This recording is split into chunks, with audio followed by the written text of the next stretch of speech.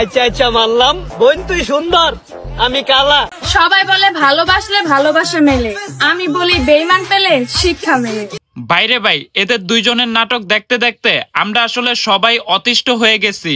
না মানে ফেসবুকেও ঢুকতে পারি না, আর টিকটক তো বাদই দিলাম। মানে দেখতে আর সহ্য। সে আমারে সাইরা যাওয়ার সময় না ভাই, একটা বারের জন্য ফিরেও তাকাই নাই। আরে ভাই, ওই তোর দিকে ফিরে তাকাইবো কেন? কারণ তুই নাকি অন্য একটা মেয়েকে নিয়ে চিপকা চিপকি করছস। গাইস, আসলে এটা আমার কথা না, এটা ওর ওয়াইফ নিজেই বলছে। কিভাবে পারলে তুমি ঘরে বউ রেখে অন্য নারীকে আপন করে নিতে? তোমার কি একটু বুক কাঁপেনি? সুটিয়ে লাল করে দেবো, নোংরামি বার করে দেবো। আবার এরাই কিছুদিন আগে বলছিল পালিয়ে বিয়ে করো, 500 টাকা দিয়েও সংসার চলে। এখন ভাই আমার কথা হইল, তোদের কি 500 টাকা দিয়ে সংসার চলে না? না মানে এরকম নাটক সাজায়া ভিডিও বানায়া তোরা লাখ লাখ ডলার কামাইতাছস আর নিজেদের সংসার চালাইতাছস।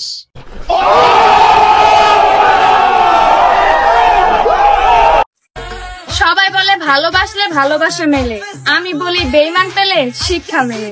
আরে আপুমনি, আপনার এখনো শিক্ষা মিলে নাই, কারণ আপনি এরকম ড্রেস পরে আপনার ডাবগুলা কেন আমাদেরকে দেখাইতাছেন?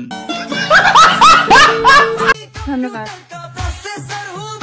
না মানে গাইস, টিকটকারদের আসলে আমি তেমন কিছু বলতে চাই না, কারণ এদের ব্রেন মাথায় না, এদের ব্রেন থাকে পাছায়।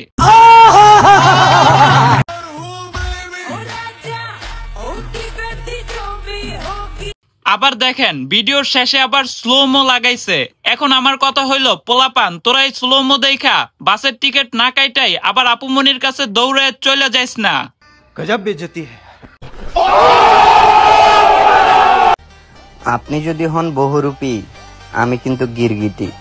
হ ভাই, তুই একা গিরগিটি না, তোর বউর সাথে গিরগিটি। কারণ তোরা যে নাটক সাজায়া ডলার ইনকাম করার পদ্ধতি খুঁজে বার করছস, এটা আমরা সবাই ভালো করেই জানি। নিঃসন্দেহে তুই ঠিক কথা বলেছিস। যখন কিছু না করে দোষী হলাম, তখন থেকে খারাপ হওয়া শুরু করলাম। হ ভাই, তুই যেহেতু এখন খারাপই হয়ে গেছস, এখন তুই একটা কাজ কর, তুই রাস্তাঘাটে সবজি বিক্রি করা শুরু কইরা দে।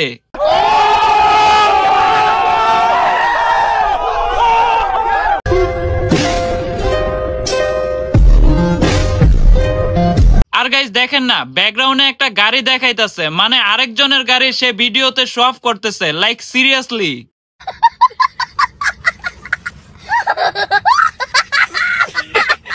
যাই হোক গাইস, ভিডিওটা বিনোদনের জন্য বানানো হয়েছে, কেউ সিরিয়াসলি নিবেন না, অযথা বাজে কমেন্ট করবেন না। আল্লাহ হাফেজ।